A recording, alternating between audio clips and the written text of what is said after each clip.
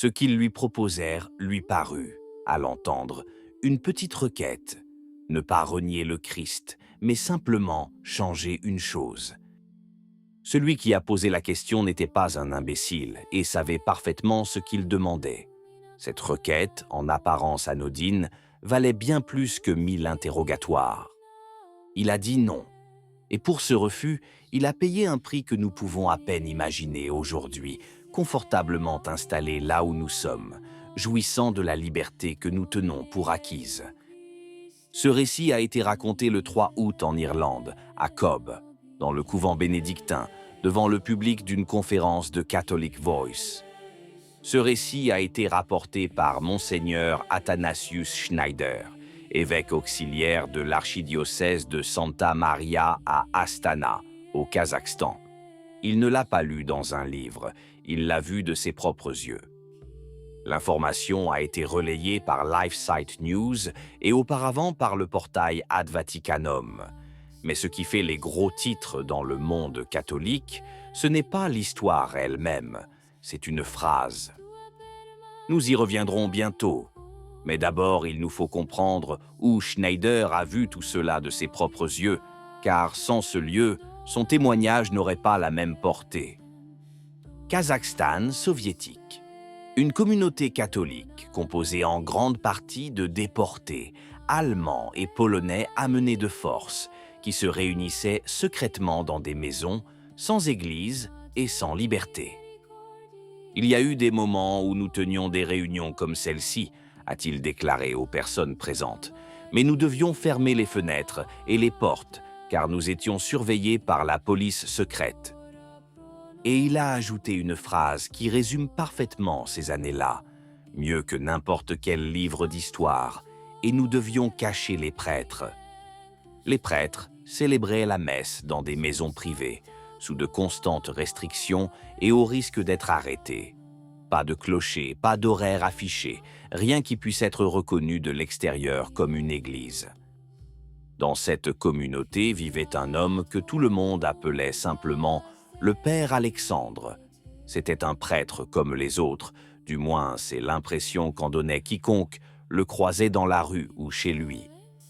Son vrai nom était Alexander Chira, né en 1897 et mort en 1983. Et il n'était pas prêtre, il était un évêque catholique grec clandestin.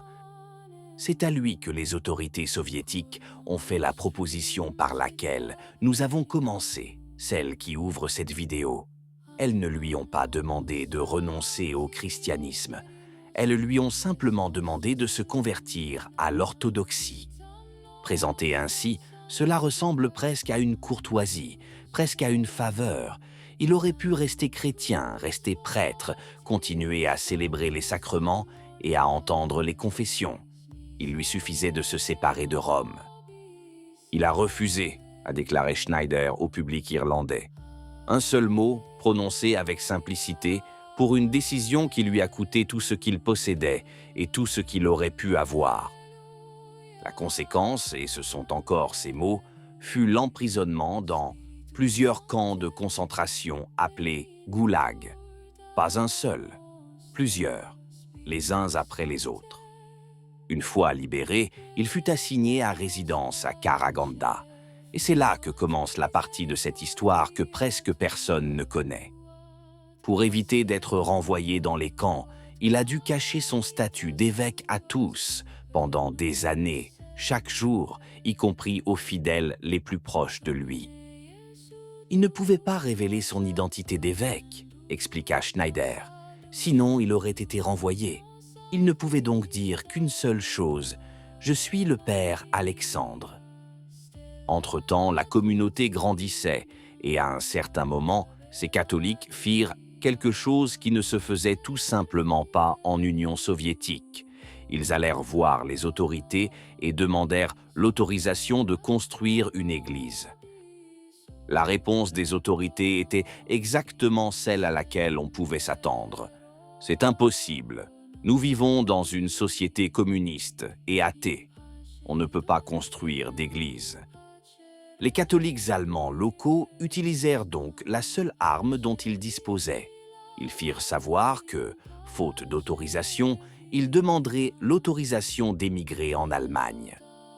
Incroyablement, le permis est finalement arrivé, mais il était assorti de 2 conditions très précises, conçues spécifiquement pour le dépouiller de toute signification religieuse extérieurement visible.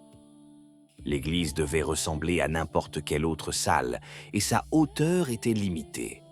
De l'extérieur, personne ne devait deviner qu'il s'agissait d'un lieu de culte. Et c'est là que ces fidèles ont accompli un acte qui mérite d'être raconté. Les autorités avaient limité la hauteur, mais personne n'avait songé à interdire la construction en profondeur. Ils se mirent donc à creuser. Et sous ce hall anonyme, une église spacieuse émergea, invisible depuis la rue et invisible pour quiconque passait par là sans le savoir. Schneider le décrit avec des mots qui ne ressemblent pas à ceux d'un évêque, mais plutôt à ceux d'un enfant qui s'en souvient.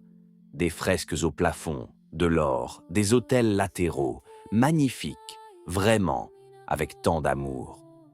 Ceux qui ne pouvaient se permettre d'avoir une église en surface en construisirent une souterraine et la remplirent d'or, sous un régime qui allait leur en faire payer le prix fort. Revenons maintenant à Cobh, en Irlande, à cette pièce du couvent bénédictin et à ce que Schneider a raconté aux personnes présentes après avoir fini son récit. Il a comparé ces années à la situation que connaît l'Église aujourd'hui. Puis il a prononcé la phrase qui est devenue virale sur les sites web catholiques. Le don le plus précieux que nous ayons reçu, c'est la foi catholique, la vraie foi catholique. Et aussitôt après vient l'appel proprement dit, celui qui a suscité le débat. Nous devons donc être catholiques à 100%, pas à 50%, pas à 80%, mais à 100%. C'est la foi divine. Pour appuyer son propos, il a cité l'Évangile qui dit que quiconque enfreint ne serait-ce que le plus petit des commandements sera considéré comme le plus petit dans le royaume des cieux.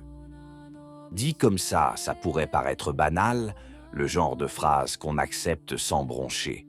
Bien sûr, il faut être catholique à 100%. Qui oserait dire le contraire?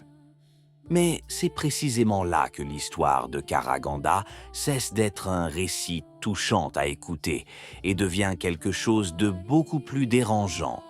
Un sujet qui nous concerne aussi. Car personne n'a jamais demandé à Shira de renier le Christ. Personne ne lui a demandé de blasphémer, de cracher sur un crucifix, de se déclarer athée devant qui que ce soit. En substance, ils lui ont demandé un pourcentage.